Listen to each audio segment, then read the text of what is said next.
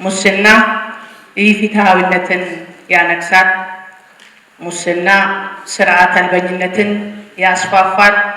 ሙስና አለመረጋጋትን ያመጣል። ሙስና የሀገርን ሰላም ያናጋል።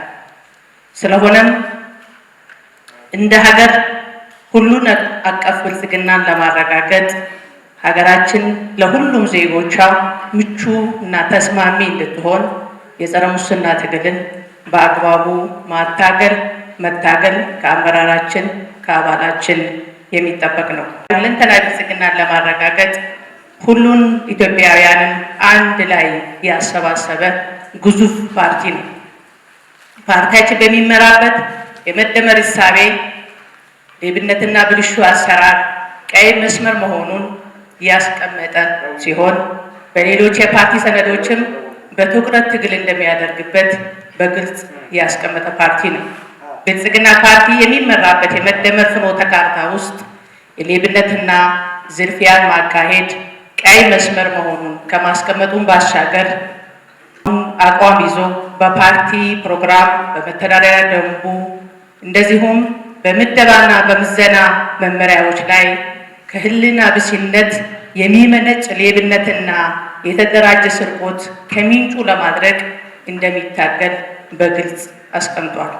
2/2015 ላይም ሙስና ህግና ስርዓትን ተከትሎ ከመስራት ይልቅ ስልጣንና ኃላፊነትን ያለአግባብ በመጠቀምና ህግና ስርዓትን በመጣስ የመንግስትና የህዝብ ሀብትን እና ንብረትን መስረቅ፣ መዝረፍ፣ ማጭበርበር እንዲሁም በጉቦ፣ በዝምድና፣ በትውውቅ፣ በፖለቲካ ወገንተኝነትና በሃይማኖት ትስስር በመመርኮዝ ፍትህን እያዛቡ የግል ጥቅምን ማካበትና ሌላውን ወገን ተገቢ ባልሆነ መንገድ መጥቀም ወይም መጉዳት ነው በሚል በግልጽ መመሪያው ላይ አስቀምጧል።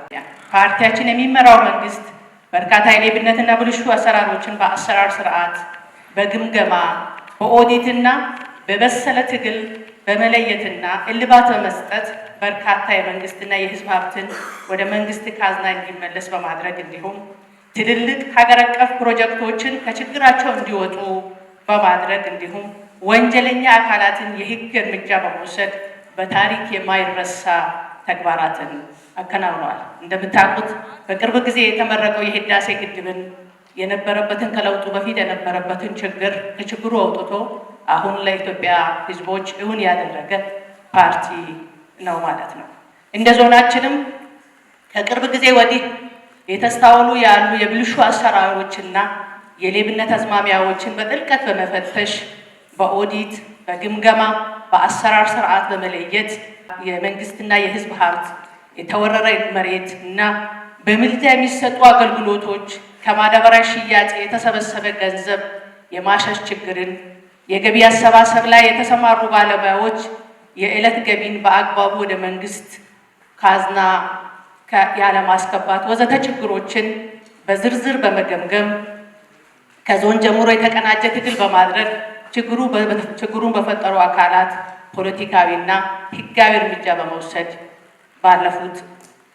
ባለፈው ዓመት ችግሩን መሻገር ችለናል። በቀጣይም እንዲህ አይነት ብልሹ አሰራሮች ሲገጥሙ አምርረን በመታገል በተለይም የፓርቲ አመራሮቻችን አባላችን በየመድረኮቻቸው የሚኖራቸው መድረኮች መታገል ችግሩ ሲገኝ እርምጃ የምንወስድ መሆኑን ቤቱ በደንብ ማወቅና የትግሉ አካል መሆን ይኖርበታል። ተሞክሮ እንደሚያሳየው ሙስና በአግባቡ ለመቀነስ ብሎም ለማጥፋት ቁርጠኛ የፖለቲካ አመራር ያስፈልጋል ይላል።